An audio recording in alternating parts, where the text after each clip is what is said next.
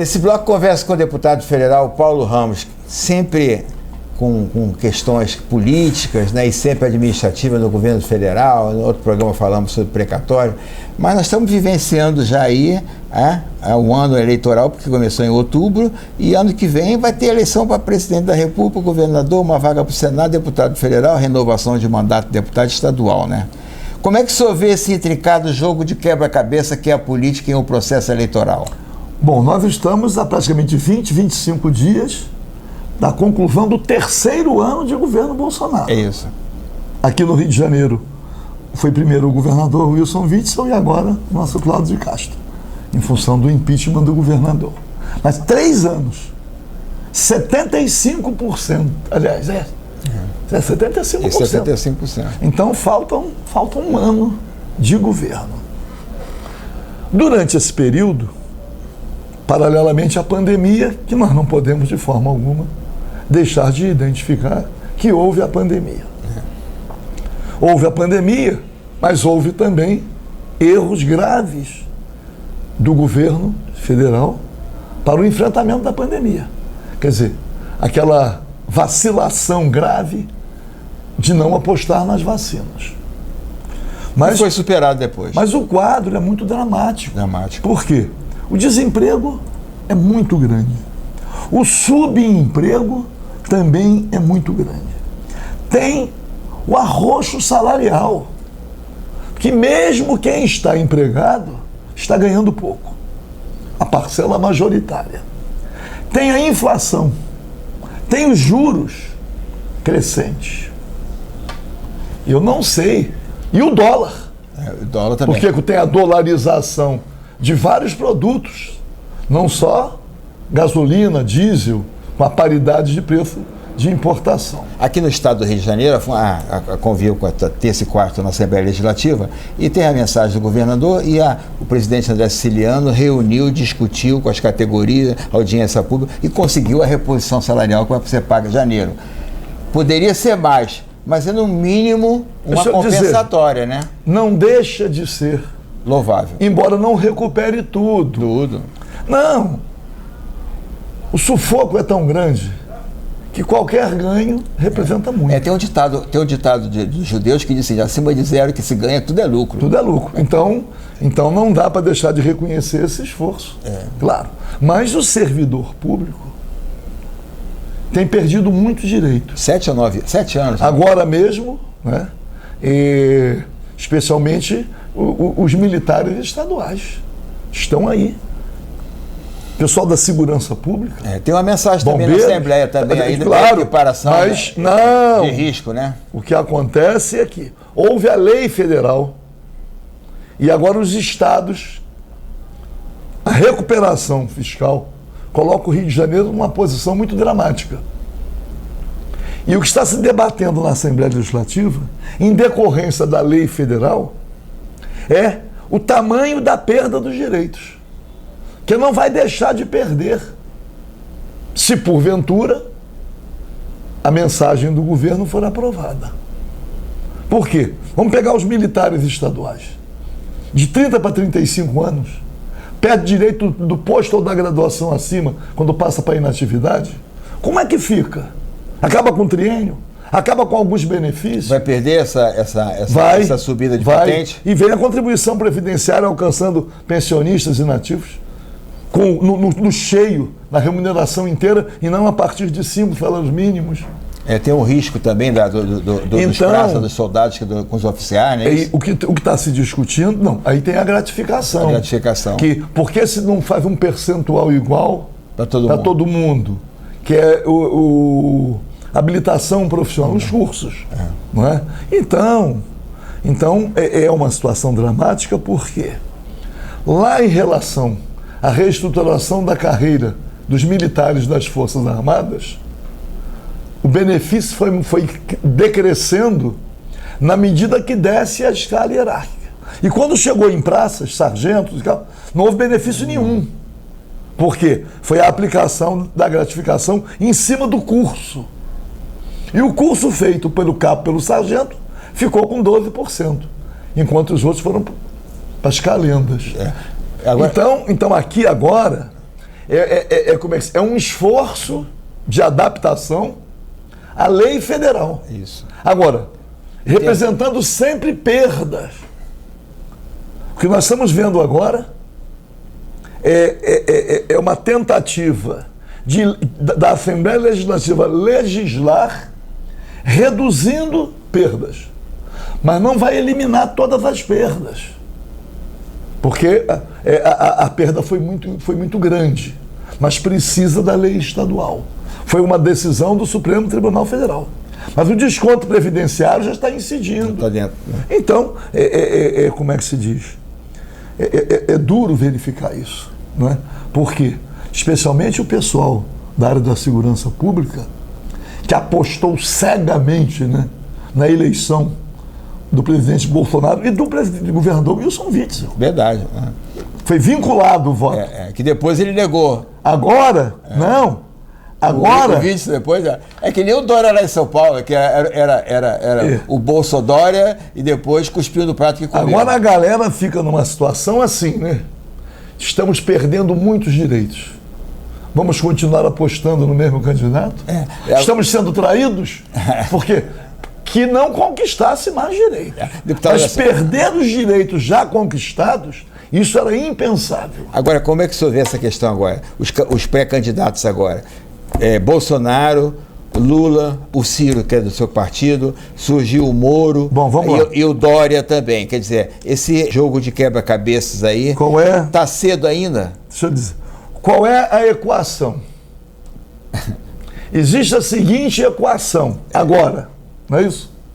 A equação é a seguinte, considerando todas as pesquisas, que se fosse um instituto A, B, todos os institutos, definem o seguinte... 2.000 pessoas, deputado. Não, mas pesquisa, quando é feita com seriedade, tem base científica.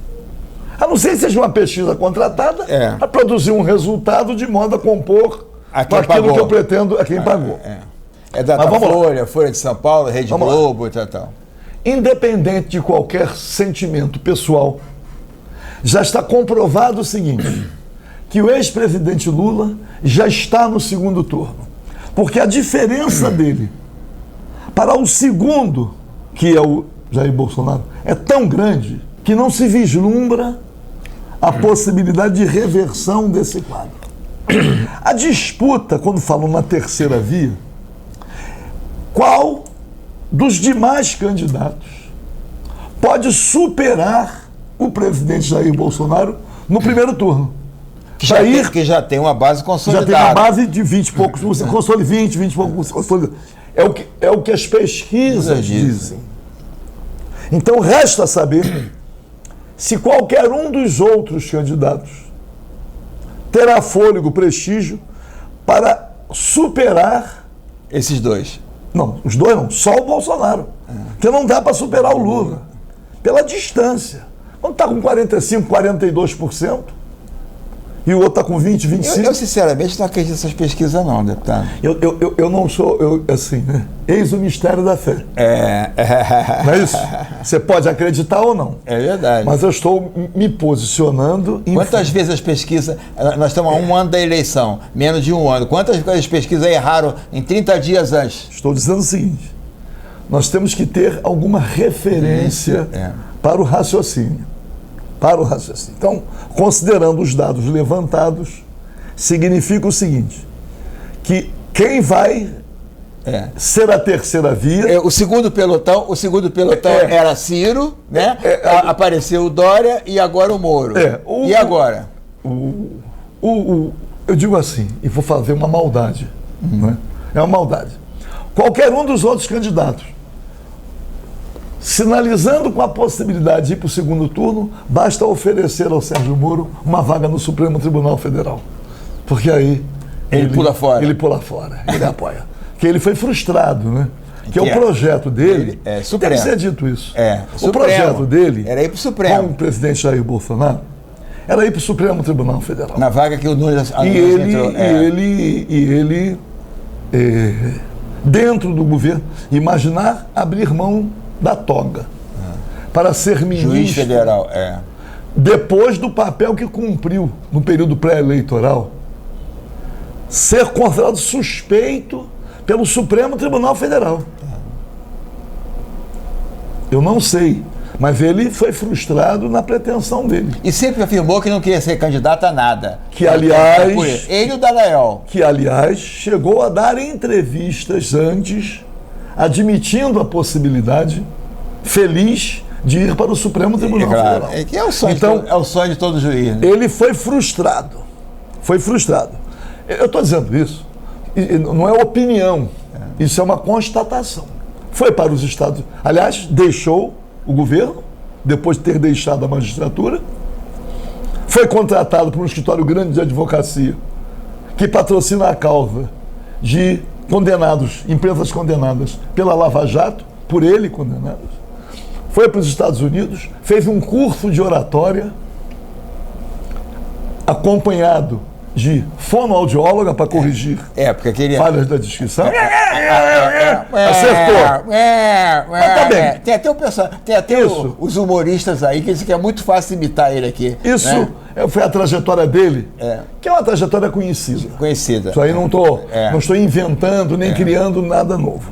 Então ele volta de lá, deve ter assumido alguns compromissos, com um apoio aqui no Brasil identificável. Não pode ser candidato dele mesmo, né? Muito bem. Então está aí com o nome na praça. E o Ciro? E o Dória? Tá aí. Então o Sérgio Moro representou uma novidade, embora previsível. Já se falava no nome dele para a presidência da República. Mesmo ele estava no governo Bolsonaro. Nem esperaram sair. Como Mandetta, que era ministro do Bolsonaro da Saúde. Bom, então agora o quadro está assim. O governador de São Paulo ganha a prévia no PSDB, aliás, depois de troca de farpas, né? Algumas até... com o Leite, né? Então, não sei quem é que vai emergir. Eu vi uma nota na internet no outro dia aqui, que deu o resultado da eleição lá no PSDB da prévia, assim, o Dória engoliu o leite do Rio Grande do Sul. Aí... o candidato do PDT, Ciro Gomes, que sem nenhuma dúvida, é o candidato mais preparado. Quando ouve os debates, quando vê as formulações, e que tem projeto, tem proposta. Mas a eleição ficou numa situação difícil, que a bancada do PDT, por sua maioria, deixou mal o Ciro Gomes. Quando deu 15 votos para aprovar a PEC dos precatórios, a PEC do calote. Apesar dele dizer que era contra. E o Ciro Gomes teve uma reação imediata, rigorosa, e colocando em xeque a bancada, que haveria a segunda votação. E a bancada votou contra a PEC, mas já tinha dado a vitória ao governo no primeiro turno. Uma situação que eu digo assim, politicamente constrangedora. Mas é a nossa realidade. Agora, deputado, vamos aqui no Estado. Agora, quer ver? Imaginar que o presidente do Senado, Rodrigo Pacheco, vem candidato a presidente da República, ou que o PMDB quer lançar a senadora Simone Tebet. Tudo isso é manobra diversionista. Vamos lançando aí, depois. Por quê? O Kassab com o PSD aí querendo... Que é um partido que foi fragorosamente derrotado em 2018, foi o PSDB. Que está com dificuldades para se levantar. A prévia ainda com aquelas falhas. Aqui no Rio de Janeiro não elegeu um deputado federal. As falhas naquele processo. Você não consegue fazer uma prévia com sucesso. Como é que governa o país? Também ficou mal. De qualquer maneira, esse é o quadro. É a nossa realidade. Eu não acredito, e aí vem essa questão, que o presidente Jair Bolsonaro, no ano que falta, tenha possibilidades de corrigir todo o dano que ele causou ao povo brasileiro. Agora mesmo, quer dizer que o general Heleno está autorizando a exploração do ouro lá numa área ainda inexplorada, na chamada Cabeça do Cachorro, no Amazonas, no extremo norte. Aquelas balsas que ali explodiram. Ali era o garimpo ilegal no Rio Madeira. Um absurdo, meu querido. Aquilo era uma afronta. Me lembrei até de como eles colocam aqui nas favelas os caras com os rifles. Agora, me lembrou aqui aquilo que eu sempre assisto, que entrevistei 2 vezes, tem até no meu YouTube, o ex-presidente Enéas sempre diz o seguinte: o mundo não está preocupado com a madeira, e sim com o subsolo. É o ouro. Está entregando a exploração. Está autorizando. Claro que eu sei que o PDT, outros, vão ao Supremo Tribunal Federal. Vamos entrar com um projeto de decreto legislativo para revogar a decisão do general Heleno. Não é possível isso. Não é possível que ele tenha autorizado a exploração de ouro lá na cabeça do cachorro. Agora, deputado, cabeça do cachorro é ótimo, né? Deputado, aqui no estado do Rio de Janeiro, as candidaturas ao governo do estado, o Cláudio Castro é candidato à reeleição, o Marcelo Freixo, né? O PDT... Rodrigo Neves. Está com o candidato Rodrigo Neves, e outros que, porventura, o tal de Santa Cruz aí no PSD do Eduardo Paes, ele já abandonou o deputado federal. Essa aliança agora. E o fato do presidente da República entrar no partido do governador. E o governador está visitando todos os municípios. Deixa eu dizer, com todas as eventuais e divergências... Faltou o candidato do PT, né? Deixa eu dizer uma coisa em homenagem ao governador. Mesmo com discordância, quem tem discordância aqui e ali em vários pontos, não há nenhuma dúvida que o governador Cláudio Castro surpreendeu. Surpreendeu. Ele deu uma arrumada nas coisas. Pode discordar. Eu não estou aqui manifestando esta ou aquela opinião. Estou dizendo que o estado do Rio de Janeiro teve uma reorganização. Dizer também do nosso presidente da Assembleia Legislativa. Isso, André Siciliano. Que deu uma colaboração. Sem ele, o Cláudio não ia conseguir. Em homenagem aos interesses do Estado. Não assumiu uma posição de governo. O deputado André Siciliano agiu corretamente para que o Estado tivesse um padrão de normalidade. E aí vamos divergir ou não, mas dentro de um entendimento entre legislativo e executivo. Né? Cada macaco no seu galho, mas vamos conversar. Então, reconhecer. Mas também reconhecer que o governador não é conhecido, mesmo sendo governador. Se fizer uma pesquisa perguntando o nome do governador, pouca gente vai lembrar. Mas nas pesquisas, na eleição presidencial, nas pesquisas acontece que dá o Freixo, mas já aparece com 14%, 15%. Não, estou dizendo, na minha avaliação, de quem tem pouca experiência. Modéstia. Só existe um nome que pode convulsionar a eleição no Rio de Janeiro. E o nome já foi sugerido, já foi aventado, já houve especulação a respeito. Mourão? Mourão. Ele pode mudar? Não. Será a verdadeira novidade, se ele resolve concorrer. Não sei se ele está inclinado, a gente não sabe o que vai na cabeça. Mas, e aí vem outra questão. Eu, pessoalmente, tenho o entendimento de que é dever nosso, considerando toda a experiência acumulada e as nossas responsabilidades para com o país, nós temos que buscar a unificação das forças oposicionistas. Buscar a unificação. Não estou falando de homenagem a A, em homenagem a B.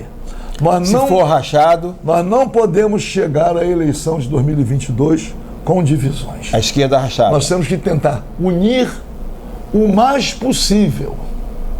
Eu digo o mais possível, desde a candidatura à presidência da República, passando pelos estados. Isso é muito difícil, né, deputado? Então, claro que é difícil, mas eu digo que seria o ideal. Uma manifestação, superar ressentimentos, responsabilidade para com os destinos do país, que o desmonte é muito grande. Olha o que está acontecendo com a Petrobras, pô. É um absurdo. Quer dizer que a Landulfo Alves, lá na Bahia, entregou um sistema inteiro de exploração do petróleo ao grupo Mubadala, um grupo estrangeiro, deu um monopólio numa região inteira a um grupo estrangeiro. Por que isso? Em homenagem a quais interesses? O interesse nacional não é, pô. Então, esse interesse... Então, vem desmontando, entregou a BR Distribuidora, vem entregando tudo, ficando minoritário. Porque tem que ter uma explicação para isso. Você diz assim, não, você está contra o governo. Como é possível? Como é possível? Porque tem que ter uma explicação. Porque não pode dizer que é para acabar com o monopólio. Porque já é um monopólio. Deputado, infelizmente nós já tivemos a oportunidade de falar sobre a questão da Petrobras e depois convidar. Está virando o ano, vem o Natal, né? Depois vem o Ano Novo, cancela o Réveillon, não tem Réveillon, acabou, não tem Réveillon, e aí? Existe uma situação dramática. Dramática. Não. E um receio. Qual é a dificuldade para assumir uma posição? A pressão social é para que haja festa. É que haja festa. Mas quem tem a responsabilidade de decidir já está pensando em quê? No depois. Depois. Que se faz o Réveillon. E os hospitais enchem depois? Enchem depois? Como é que E aí? E se faz o Carnaval? Nós vamos ficar mais um ano sem Réveillon. Mais um ano sem Carnaval. Deputado, nós estamos gravando o programa aqui, né, no início de dezembro, são 2 programas gravados antecipadamente, não esconde que o programa é gravado, é impossibilitado, claro. Você está sem em Brasília e tal. Mas você veja o seguinte, aqui o prefeito agora diz que a saúde, aí é a favor. Mas veja bem, aí ele baixa um decreto que está tudo sob controlado, mas você tem que entrar nos restaurantes com controle de vacina, você tem que ir para o jogo com controle de vacina e tal. Quer dizer, está controlado, mas não está muito, né, deputado? E aí vai o quê? Enfiar 1 milhão de turistas aqui no Réveillon? É o medo de decidir. É o medo. Não é medo por questão eleitoral, não. É por a preocupação realmente com as consequências. Da saúde, é da vida. Uma questão sanitária importante. Mas, por exemplo, o prefeito decidiu uma coisa e o governador decidiu outra. A decisão do governador foi proibitiva. E o que fez o prefeito? Acatou. Não. Eu fico com a decisão mais rigorosa. Deixou o governador com um pincel na mão. Porque o secretário de Saúde do Estado disse uma coisa e do município disse outra. De qualquer maneira, o prefeito Eduardo Paes fez uma coisa, em homenagem ao governador, que o presidente da República não quis assumir em relação a todas as esferas administrativas. Foi preciso o Supremo, pelo menos, deferir a estados e municípios que pudesse cada um decidir na sua... Você veja bem, você está falando aqui, tem Réveillon, entra 1 milhão de turistas aqui. A gripe chegou agora. E tem que fazer hospital de campanha e tenda para vacinar, e demonstrar... E se esse diabo desse Covid continuar aqui agora? E fica aqui meu registro, né, lamentando muito, mas a demonstração concreta da grande discriminação com a mãe África. Está lá os pobres africanos, não é isso? Com um percentual pequeno da população vacinada, demonstrando o quê? O inescrúpulo das grandes potências.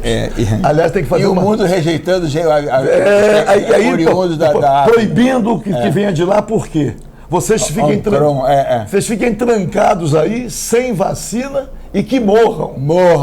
Diminui o sofrimento. Tem que fazer um registro, deputado. Fazer um pequeno registro de que o governo chinês está mandando 1 bilhão de doses para a África. Dizer isso, para não dizer que são todos. Mas o problema é também mandar para a África o dinheiro, tinha que mandar vacina, porque o dinheiro lá... vacina. Imaginar que os países mais chamados, os mais ricos, né, adquiriram quase todas as vacinas. É verdade. Quem tinha dinheiro assumiu.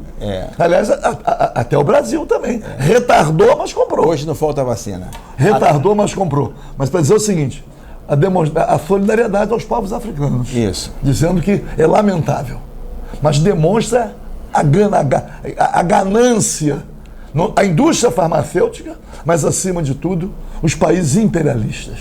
A que ponto nós chegamos? Vamos deixá-los morrendo e vamos ficar com vacina aqui em estoque, até sem uso, de reserva. E vocês fiquem confinados aí, que vocês estão proibidos de sair daí. E quem é idiota que não vai tomar vacina? Isso aí é vai tomar vacina aqui, que tem que tomar vacina. Aliás, a Mãe África, não é isso? Que representa as raízes africanas aqui no Brasil, comprovando, né, em altíssima escala o que acontece aqui da discriminação racial. Deputado, até a próxima entrevista. Vamos lá. A luta continua. Salve o povo brasileiro. Salve o povo e também os africanos também. Nossos que africanos. Dificuldades. Daqui a pouco a gente volta a ter mais destaque na TV. Lembrar que no dia 8 de janeiro eu retorno com o meu espetáculo como produtor cultural, fiz a outubro e setembro, que é Bidizab Cap do Teatro Vanucci lá no Shopping da Gávea, né? Não esqueçam, hein? Daqui a pouco a gente volta.